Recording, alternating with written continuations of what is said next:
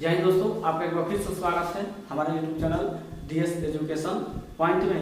आज के वीडियो में हम लोग क्लास 10 के केमिस्ट्री का पहला चैप्टर रासायनिक अभिक्रिया और समीकरण को पढ़ने वाले हैं। ठीक है, तो इसमें का पहला टॉपिक है रासायनिक अभिक्रिया। तो हम सबसे पहले जानते हैं कि रासायनिक अभिक्रिया क्या होता है। ठीक है, रासायनिक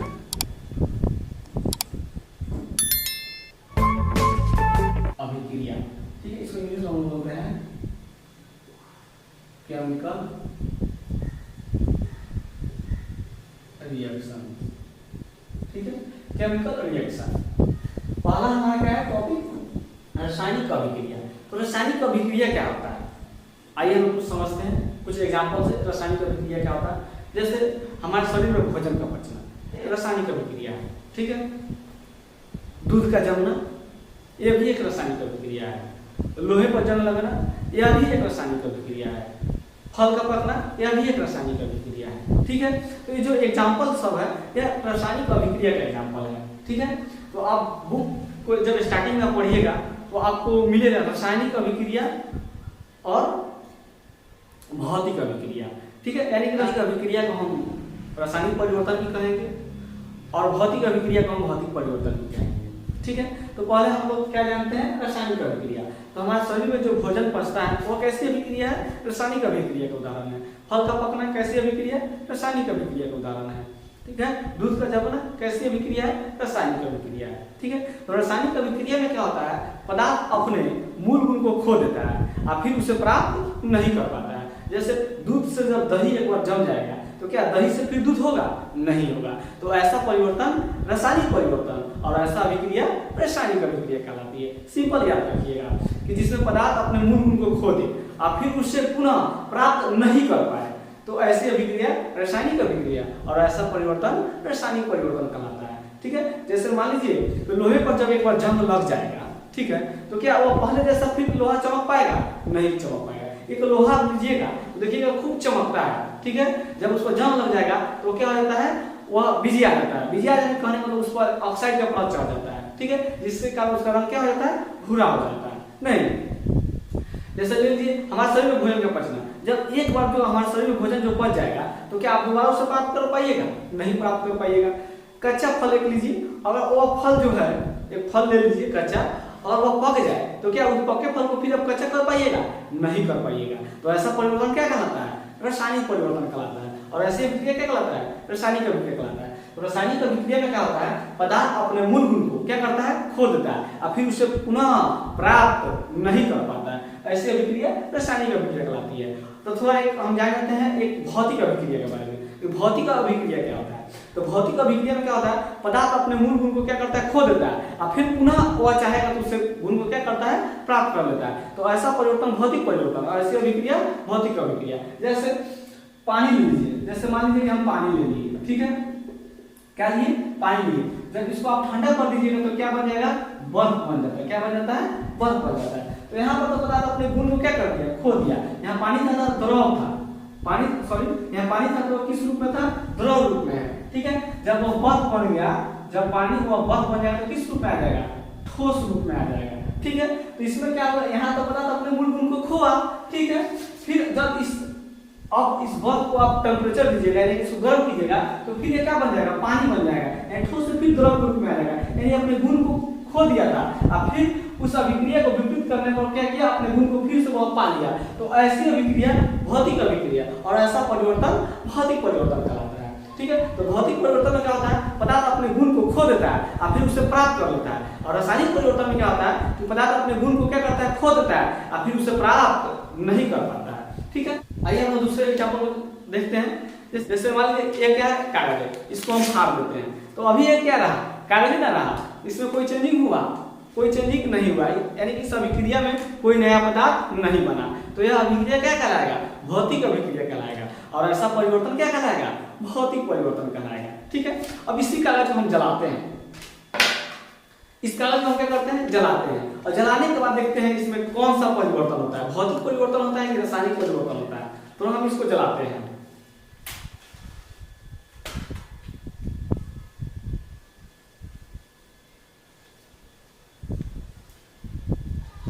देखिए एक कागज जल रहा है और जलने के बाद देखिए हमको क्या प्राप्त हो रहा है। जलने के बाद हमको क्या कागज प्राप्त हुआ? नहीं प्राप्त हुआ। जलने के बाद हमको राख प्राप्त हुआ, यानी कि इसमें नया पदार्थ बना। इसमें क्या हुआ? नया पदार्थ बना, यानी कि पदार्थ अपने पहले वाले गुण को क्या कर दिया? खो दिया। नहीं तो ऐसा अभिक्रिया कौन अभिक्रिया कहलाएगा? रासायनिक अभिक्रिया कहलाएगा। तो कागज का जलना कैसी अभिक्रिया है? रासायनिक अभिक्रिया है। ठीक है, तो क्या बना? इसमें कागज जलने से राख बना। क्या बना? राख बना, यानी इसमें पदार्थ अपने मूल गुण को क्या कर दिया? खो दिया। नहीं तो जिसमें पदार्थ अपने मूल गुण को खो दे और फिर पहले वाला गुण को प्राप्त न कर पाए, वैसी अभिक्रिया रासायनिक अभिक्रिया, वैसा परिवर्तन रासायनिक परिवर्तन। तो कागज का जलना कैसी अभिक्रिया है? रासायनिक अभिक्रिया है। ठीक है, तो हम लोग रासायनिक अभिक्रिया के परिभाषा को जानते हैं। रासायनिक अभिक्रिया हम डिफिनेशन कैसे देंगे? तो रासायनिक अभिक्रिया वैसी अभिक्रिया है जिसमें कोई पदार्थ अकेले ही या किसी अन्य पदार्थ के साथ क्रिया करके एक या एक से अधिक भिन्न गुण वाले पदार्थ का निर्माण करते हैं। तो देखिए इसमें क्या लिखा हुआ है? रासायनिक अभिक्रिया वैसी अभिक्रिया जिसमें कोई पदार्थ अकेले ही, ठीक है, या किसी अन्य पदार्थ के साथ क्रिया करते हैं, यानी कि कोई पदार्थ अकेले हो चाहे उसके साथ कोई अदर पदार्थ हो। जैसे एग्जांपल देखिए कार्बन प्लस ऑक्सीजन। ठीक है, इसमें क्या है? इसमें कार्बन के साथ एक अलग पदार्थ है, यानी कोई और भी पदार्थ है। वही बात लिखा हुआ है रासायनिक अभिक्रिया वैसे अभिक्रिया जिसमें कोई पदार्थ अकेले ही या किसी अन्य पदार्थ के साथ क्रिया करके एक या एक से अधिक भिन्न गुण वाले नए पदार्थ का निर्माण करता है। ठीक है, तो जैसे कार्बन और ऑक्सीजन, कार्बन डाइऑक्साइड बनता है। ठीक है, तो देखिए रासायनिक अभिक्रिया में आपको हम बता चुके हैं कि पदार्थ क्या करता है? अपने मूल गुण को क्या करता है? पूरी तरह से खो देता है। नहीं जैसे कार्बन और ऑक्सीजन, ठीक है, आप आपस में अभिक्रिया करिएगा तो क्या बनेगा? कार्बन डाइऑक्साइड बनेगा। ठीक है, उसी तरह एग्जांपल देख लीजिए H2 प्लस O2। ठीक है, हाइड्रोजन और ऑक्सीजन है तो ये आपस में अभिक्रिया करके क्या बनाता है? जल बनाता है, H2O, यानी कि हाइड्रोजन प्लस ऑक्सीजन आपस में अभिक्रिया करके क्या बनाता है? जल बनाता है। ठीक है, और इसमें हमको क्या ध्यान देना है? और इस ऐसे समीकरण को हम क्या करते हैं? संतुलित कर देते हैं। देखिए अभी यहाँ पर हाइड्रोजन 2 को है, यहाँ पर हाइड्रोजन 2 को, ऑक्सीजन यहाँ पर 2 को है, यहाँ पर ऑक्सीजन 1 को है, तो यह समीकरण संतुलित नहीं है। यानी कि ऐसे समीकरण को हम क्या कहेंगे? असंतुलित समीकरण कहेंगे या कंकाली समीकरण कहेंगे। यानी कि असंतुलित समीकरण को ही हम लोग कंकाली समीकरण कहते हैं। ठीक है, तो अब यह समीकरण संतुलित नहीं है तो हम क्या करते हैं? इसको संतुलित कर देते हैं। ठीक है, तो देखिए तीर के बाएं और दाएं दोनों ओर क्या होना चाहिए? परमाणुओं की संख्या समान होना चाहिए, तो अभी उसको हम संतुलित रासायनिक समीकरण कहते हैं। यहाँ पर हाइड्रोजन 2 को है, यहाँ पर भी 2 है, यानी कि हाइड्रोजन संतुलित है। ऑक्सीजन यहाँ पर 2 है, यहाँ पर 1 है, यहाँ पर संतुलित नहीं है तो यहाँ पर 2 से गुना कर देंगे। तो जब 2 से यहाँ गुना कर देंगे तो ऑक्सीजन कितना हो जाएगा? 2 हो जाएगा। हाइड्रोजन 4 हो जाएगा, तो यहाँ 2 बिठा देंगे तो हाइड्रोजन कितना हो जाएगा? 4 हो जाएगा। यानी कि आप समीकरण क्या कीजिएगा? संतुलित कर दीजिएगा। ठीक है, तो देखिए यहाँ पर हाइड्रोजन क्या था? गैस था। ऑक्सीजन यहाँ पर क्या है? गैस है। आपस में अभिक्रिया किया तो क्या बनाया? जल। जल क्या है? द्रव है। यानी कि इसमें क्या किया? पदार्थ, ये दोनों पदार्थ अपने मूल गुण को क्या किया? खो दिया। ठीक है, तो रासायनिक अभिक्रिया में ध्यान दीजिएगा कि पदार्थ क्या होता है? अपने मूल गुण को क्या करता है? खो देता है। ठीक है, रासायनिक अभिक्रिया में क्या होता है? पदार्थ अपने मूल गुण को खो देता है। और भौतिक अभिक्रिया में क्या होता है? पदार्थ अपने मूल गुण को क्या करता है? खोता तो है, फिर उसे क्या करता है? पुनः प्राप्त कर लेता है। मगर रासायनिक अभिक्रिया में यानी कि रासायनिक परिवर्तन में पदार्थ अपने गुण को खो देते हैं, फिर उसे पुनः प्राप्त नहीं कर पाते हैं। जैसे आप एग्जाम्पल हम बता चुके हैं, दूध से दही का जमना। अगर दूध जम जाता है तो क्या बनाता है? दही बनाता है। और फिर उस दही को कहेंगे कि आप दूध बन जाओ, तो क्या दूध बनेगा?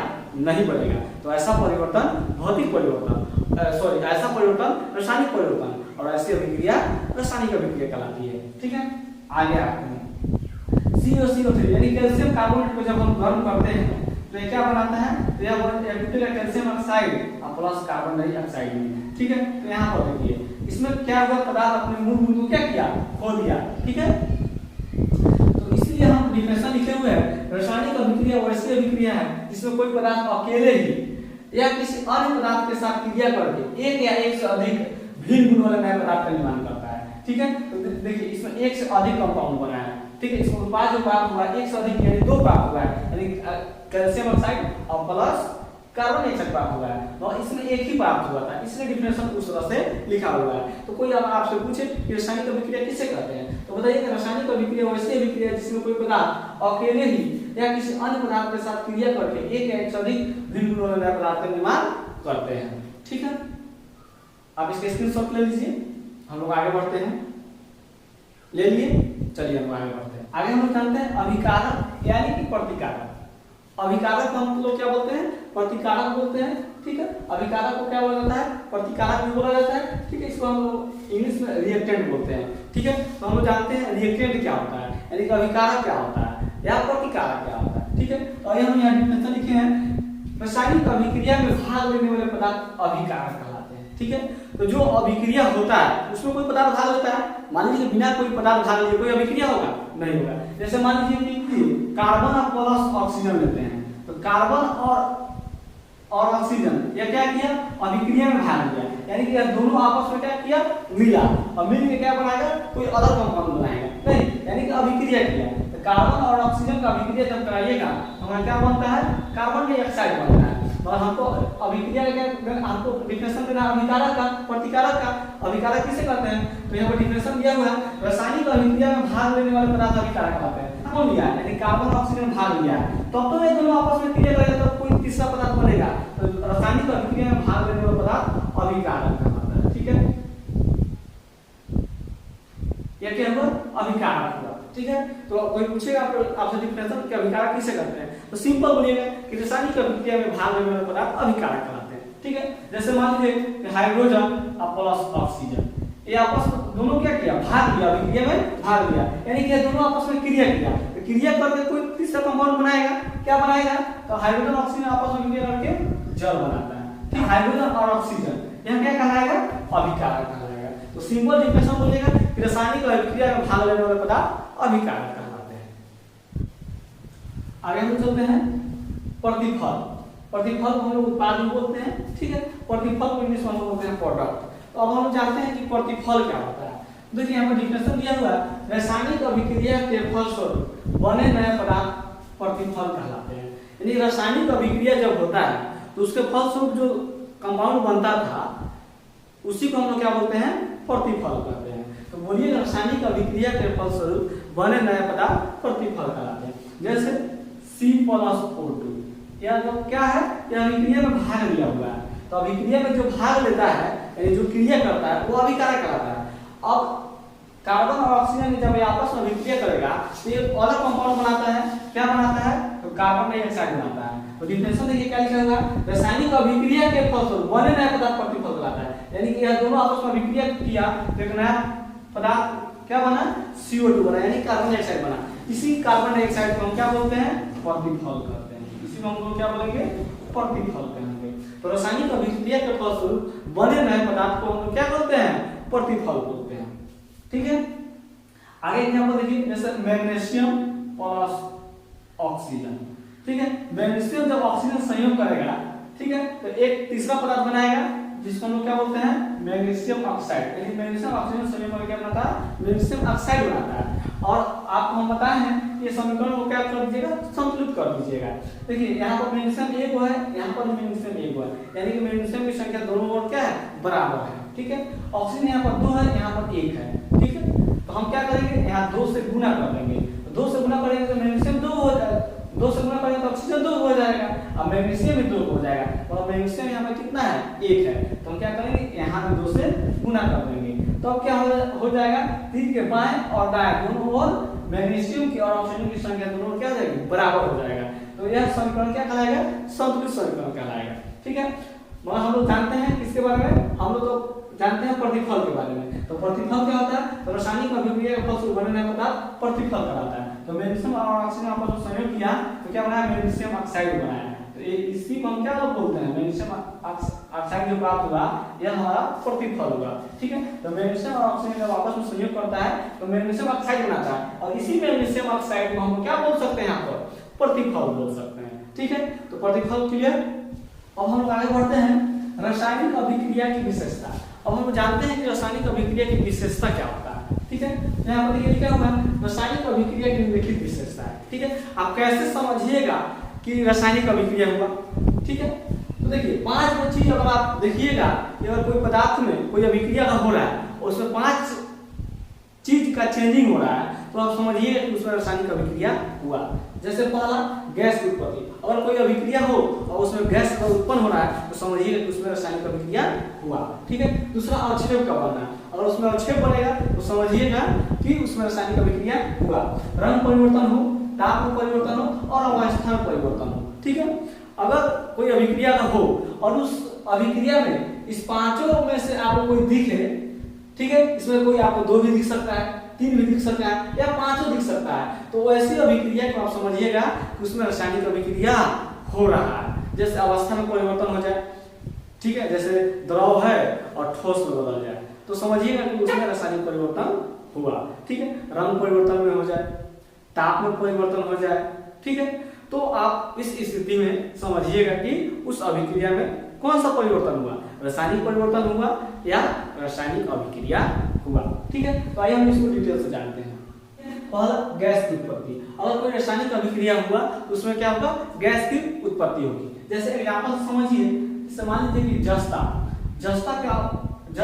यानी जिंक का अभिक्रिया जब हम सल्फ्यूरिक अम्ल से कराएंगे तो हमारा क्या बनेगा, हमारा बन जाएगा जिंक सल्फेट प्लस H2, यानी कि हाइड्रोजन गैस क्या होगा, मुक्त होगा। ठीक है। Sodium chloride plus silver nitrate, अगर सोडियम क्लोराइड के जलीय विलयन में सिल्वर नाइट्रेट का विलयन अगर हम डालेंगे, यानी कि सोडियम क्लोराइड के जलीय विलयन और उसमें हम क्या करेंगे, सिल्वर नाइट्रेट का जलीय विलयन लेकर इस दोनों से अभिक्रिया कराएंगे तो देखिए क्या प्राप्त होता है। तो हमारा प्राप्त हो जाएगा AgCl, हमारा क्या प्राप्त होगा, AgCl और प्लस क्या प्राप्त होगा, Na3, यानी कि सिल्वर क्लोराइड और प्लस सोडियम नाइट्रेट प्राप्त होगा। यानी कि जो AgCl है यही आपका अवक्षेप के रूप में प्राप्त होगा, सफेद अवक्षेप के रूप में प्राप्त होगा। यानी कि जब रासायनिक अभिक्रिया होती है तो पहला क्या होगा, गैस की उत्पत्ति होगी, दूसरा क्या होगा, अवक्षेप बनेगा। ठीक है। तीसरा क्या होगा, उसमें रंग में परिवर्तन भी होगा। ठीक है। चौथा क्या होगा, उसमें ताप में भी परिवर्तन होगा और पांचवा क्या होगा, उसके अवस्था में भी परिवर्तन होगा। हम जानते हैं रासायनिक समीकरण, केमिकल इक्वेशन, रासायनिक समीकरण क्या होता है। तो देखिए हम डिफिनेशन लिखे हुए हैं कि जब किसी रासायनिक अभिक्रिया में, ठीक है, जब किसी रासायनिक अभिक्रिया में अभिकारक एवं उत्पाद की जगह, अभिकारक एवं उत्पाद की जगह उनके रासायनिक सूत्रों का उपयोग करते हैं तब उसे हम रासायनिक समीकरण कहते हैं। ठीक है। आइए हम इसको एग्जांपल से समझते हैं। जैसे मैग्नीशियम प्लस ऑक्सीजन, ठीक है, तो मैग्नीशियम और ऑक्सीजन आपस में संयोग करके क्या बनाता है, मैग्नीशियम ऑक्साइड बनाता है, मैग्नीशियम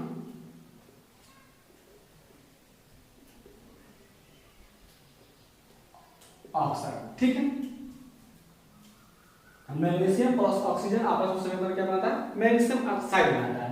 तो यहाँ पर किस रूप में लिखा हुआ है, यहाँ पर शब्द में लिखा हुआ है, या हम इसको हम शब्द में रूप में लिखें। ठीक है।